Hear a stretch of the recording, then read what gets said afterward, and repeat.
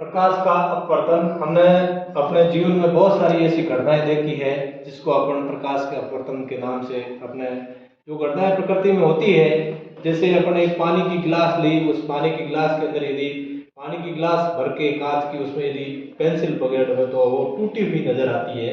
इसी प्रकार से प्रकाश का अपवर्तन की घटनाएं होती है। तो प्रकाश के अपवर्तन की घटना क्यों होती है, क्या प्रकाश संघन माध्यम होता है, कौन सा विरल माध्यम होता है। तो सबसे पहले ये एक कांच का स्लेब है। इस कांच का स्लेब को हमने लिया और लेने के बाद में इसको ये कांच एक माध्यम है, ये माध्यम एक है और ये माध्यम दो है। इसको हमने माध्यम दो माना है।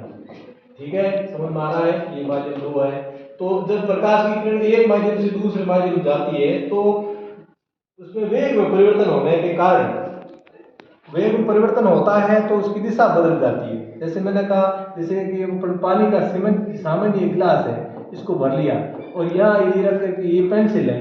अब पेंसिल को आपने यूं डाला है लेकिन वास्तव में ये टूटी हुई नजर आती है, आपको ये टूटी हुई नजर आती है। इसका कारण क्या है?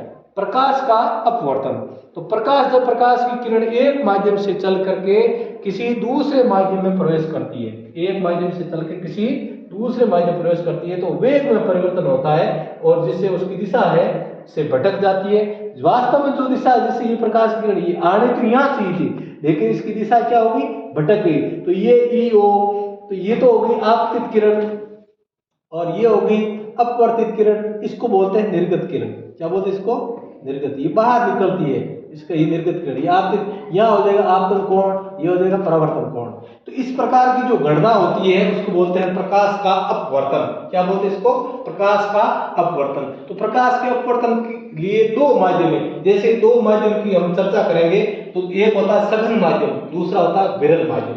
सघन माध्यम वायु सघन माध्यम, विरल माध्यम है। विरल माध्यम के कण पास पास होते हैं और सघन माध्यम जो होगा उसके माध्यम के कण पास पास होते हैं। विरल में माध्यम कण दूर दूर होते हैं। तो वायु विरल माध्यम है, कांच सघन माध्यम है।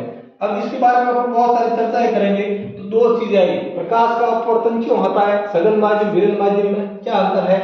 तो प्रकाश का अपवर्तन इसलिए होता है जब प्रकाश की किरण एक माध्यम से दूसरे माध्यम में जाती है तो उसकी दिशा परिवर्तन होने का कारण क्या है? वेग में परिवर्तन। एक चीज ध्यान रखो, वेग में परिवर्तन होता है इसलिए प्रकाश के अपवर्तन की घटना होती है। जैसे मैंने ये चित्र बनाया, ये सघन माध्यम है, ये विरल माध्यम है, ये सघन माध्यम है, ये हवा है, ये पानी है।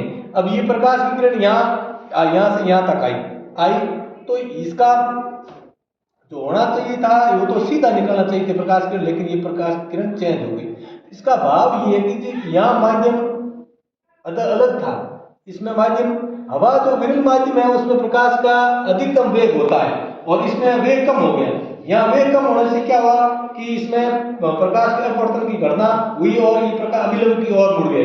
तो कहने का भाव ये है कि सघन माध्यम और विरल, तो विरल माध्यम से सघन में जब प्रकाश की किरण जाती है तो वो अभिलंब की ओर मुड़ जाती है। दूसरी मैंने बताया, विरल से सघन में जाती है तो अभिलंब की ओर मुड़ जाती है और सघन से विरल में जाती है तो अभिलंब से दूर हट जाती है, ये दूर हट जाती है अभिलंब से। तो प्रकाश की अपवर्तन की घटनाएं हमेशा जो होती है वेग में परिवर्तन होता है। तो ये भी आपको प्रश्न पूछा जाता है, जब प्रकाश की किरण विरल से सघन में जाती है तब क्या होता है। तो विरल से सघन में जाती है तो प्रकाश की किरण अभिलंब की ओर मुड़ जाती है, क्योंकि विरल में माध्यम कम होता है, सघन में माध्यम अधिक होता है। वेग, इसमें वेग अधिक होता है, इसमें वेग कम हो जाएगा। जैसे यहाँ प्रकाश की किरण अधिक वेग से आई, यहाँ आते ही क्या हो गया, इसके वेग में कमी आ गई। कमी आते ही ये अभिलंब की ओर मुड़ गई। जैसे यह है सघन में वेग कम है, सघन में क्या है, प्रकाश का वेग कम है, इसमें वेग कम है, यहाँ आते ही अधिक हो गया तो ये अभिलंब से दूर हट गई, ये अभिलंब से क्या हो गई, दूर हट गई। तो प्रकाश का अपवर्तन सामान्यतया वेग में परिवर्तन, एक माध्यम से दूसरे प्रकाश की किरण में वेग में परिवर्तन कारण होता है। अपवर्तन जो होता है दो माध्यम, अगले माध्यम में प्रकाश की किरण प्रवेश करती ही है। दूसरा इसमें अभी अपन पढ़ेंगे कि प्रकाश का अपवर्तन के नियम क्या है। तो सामान्य हमने ये दो माध्यम बताए, ये माध्यम एक है, ये माध्यम दो है, ये हवा का माध्यम है, दूसरा माध्यम है पानी है। ये प्रकाश की किरण, ये आपतित किरण है, ये अपवर्तित किरण है, ये आपतन कोण है या साइन आई, और ये अपवर्तन कोण साइन आर है, ये यहाँ कोण बनता है, दूसरा यहाँ कोण बनता है। और जो आप यहाँ देख रहे हो वो अपवर्तन के नियम, दो नियम आपको पढ़ा। पहला नियम फर्स्ट लॉ अपवर्तन का, आपतित किरण, ये आपतित किरण है, ये आपतित किरण आप यहाँ देख रहे हो, ये आपतित किरण है, ये अपवर्तित किरण है, नीचे वाली क्या है, ये अपवर्तित किरण है। तो आपतित किरण, अपवर्तित किरण, और तीसरा होता है अभिलंब, ये है अभिलंब, ये क्या है, अभिलंब। ये तीनों एक ही तल पर स्थित होते हैं। कहाँ होते हैं ये तीनों? एक ही तल पर स्थित है, ये एक ही तल है इसका। ये आपतित किरण है, ये अपवर्तित किरण है, और ये अभिलंब है। देखो आप ध्यान से देखिए, आपतित किरण, अपवर्तित किरण और अभिलंब तीनों एक ही तल पर स्थित होते हैं। ये है अपवर्तन का पहला नियम। दूसरा नियम है, इसको हम स्नेल का नियम भी कहते हैं। दूसरा, प्रकाश के किसी रंग तथा निश्चित माध्यमों के युग्म के लिए आपतन कोण की ज्या तथा अपवर्तन कोण की ज्या का अनुपात स्थिर होता है। ये साइन आई है ये, और ये साइन आर है।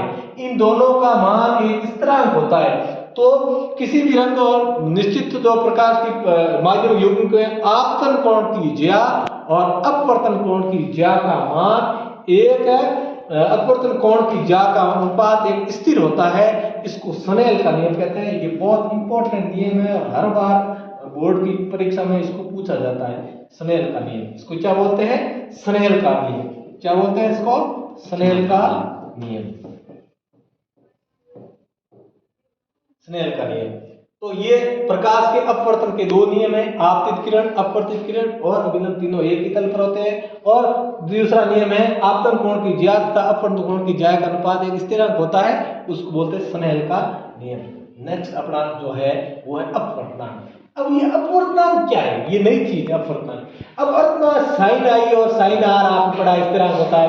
स्थिरांक के मान को दूसरे माध्यम का पहले माध्यम के सापेक्ष, तो एक माध्यम होता है उसका दूसरा माध्यम, देखो हमेशा क्या होता है, जब प्रकाश की किरण एक माध्यम जाती है दूसरे माध्यम जाती है ना, तो उसका वेग परिवर्तन होता है। अब वेग में परिवर्तन होता है तो परावर्तन का विस्तार हो जाता है। किसका विस्तार होता है? परावर्तन का विस्तार होता है। इन युग्मों का नाम ही अपवर्तनांक है। मेरी बात समझ में आ रही है? एक माध्यम से दूसरे माध्यम जाते हैं तो माध्यम दो में जाते ही प्रकाश की जो परावर्तन का विस्तार होता है हमेशा, तो इसी का नाम है अपवर्तनांक। इसका कोई मात्रक नहीं होता है। जैसे दो अपने माध्यम, जैसे माध्यम दो का माध्यम एक के सापेक्ष, जैसे माध्यम दो का माध्यम एक के सापेक्ष है, तो माध्यम एक में प्रकाश की चाल v1 और माध्यम दो में प्रकाश की चाल v2। तो इसी प्रकार से माध्यम एक का माध्यम दो के सापेक्ष, इसको बोलते हैं माध्यम एक का माध्यम दो के सापेक्ष अपवर्तनांक। जैसे माध्यम एक का दो है तो माध्यम दो में प्रकाश की चाल v2 और माध्यम एक में प्रकाश की चाल v1। यदि माध्यम एक निर्वात या वायु है, क्या है? निर्वात या वायु, तो उसको अपवर्तनांक को बोलते हैं निरपेक्ष अपवर्तनांक। क्या बोलते हैं इसको?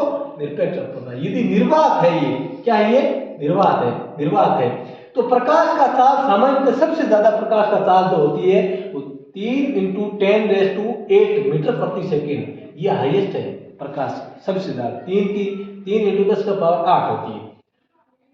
अब अपवर्तनांक जैसे यदि वायु में प्रकाश की चाल c है, ये वायु में प्रकाश की चाल c है, ये वायु में प्रकाश की चाल यदि c है तथा माध्यम में प्रकाश की चाल v है, तो अपवर्तनांक क्या होगा? nm माध्यम, वायु में प्रकाश की चाल c, माध्यम में प्रकाश की चाल v, ये c/v। ये क्वेश्चन बोर्ड में बहुत सारे इसे न्यूमेरिकल अंक के क्वेश्चन शो होता है। क्या होता है?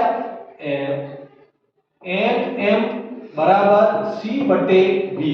इसमें यदि कोई माध्यम ये दिया हुआ आता है और c का मान निश्चित है, दो मान यदि आपको ज्ञात करना है, v यदि दे दी जाए, यदि माध्यम प्रकाश की चाल दे दी और प्रकाश की चाल 3 × 10⁸ मीटर प्रति सेकेंड, ये निश्चित है।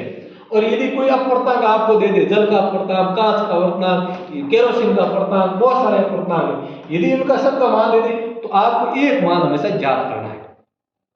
तो अपवर्तता की चीज जो होती है ये प्रकाशिक सघनता, प्रकाशिक विरलता, जैसे माध्यम के कारण इसको हम ऐसे भी मान सकते हैं। प्रकाश सघनता मतलब सघन है, विरलता मतलब कण दूर दूर है।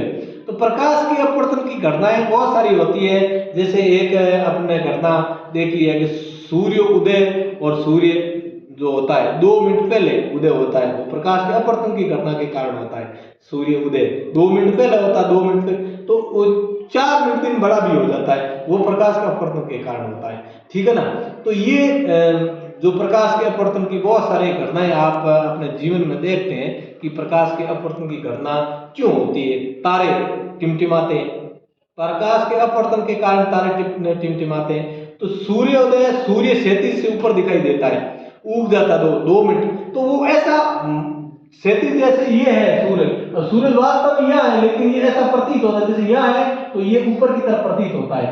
तो ये प्रकाश के अपवर्तन की घटनाएं होती है और प्रकाश का अपवर्तन का बहुत महत्वपूर्ण बिंदु है।